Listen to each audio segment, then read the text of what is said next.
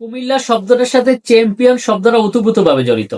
আমরা বাংলাদেশে ক্রিকেটের সবচেয়ে বড় আসর বাংলাদেশ প্রিমিয়ার লিগ বিপিএল দেখেছি। বিপিএল এ যতবারই কুমিল্লা অংশগ্রহণ করেছে, বাজিমাত করেছে, Comilla Bangladesh premier league BPL এ 4বারের শিরোপা জয়ী দল কুমিল্লা ভিক্টোরিয়ান্স। তো দেশের গন্ডি পেরিয়ে বিদেশেও কিন্তু কুমিল্লা বাজিমাত করে যাচ্ছে।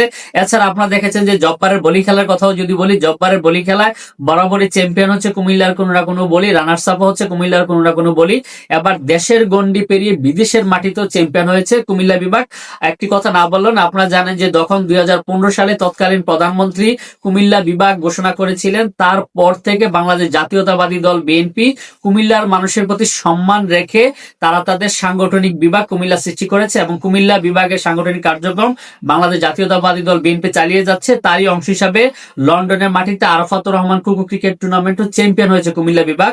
লন্ডনের জাতীয়তাবাদী দল বিএনপির উদ্যোগে আয়োজিত বিভাগীয় এবং প্রস্তাবিত বিভাগ নিয়ে আরাফাতুর রহমান কুকু স্মৃতি ক্রিকেট টুর্নামেন্টের আয়োজন করা হয়। এই টুর্নামেন্টে 8টি দল অংশগ্রহণ করে 8টি বিভাগ অংশ নেয়। 8টি বিভাগের মধ্যে কুমিল্লা, চট্টগ্রাম, ঢাকা, সিলেট, রাজশাহী, ফরিদপুর, ময়মনসিংহ এবং খুলনা বিভাগ অংশগ্রহণ করে। নকআউট এই টুর্নামেন্টের প্রথম রাউন্ডে কুমিল্লা বিভাগ সিলেটকে হারিয়েছে, সেমিফাইনালে কুমিল্লা বিভাগ চট্টগ্রামকে হারিয়ে ফাইনালে উঠেছে, ফাইনালে ময়মনসিংহ বিভাগকে হারিয়ে চ্যাম্পিয়ন হওয়ার গৌরব অর্জন করেছে কুমিল্লা বিভাগ। এই টুর্নামেন্টে দেশের জাতীয় দলের খেলোয়াড় সহ ফার্স্ট ক্লাস ক্রিকেটারদের মিলন মেলা ছিল।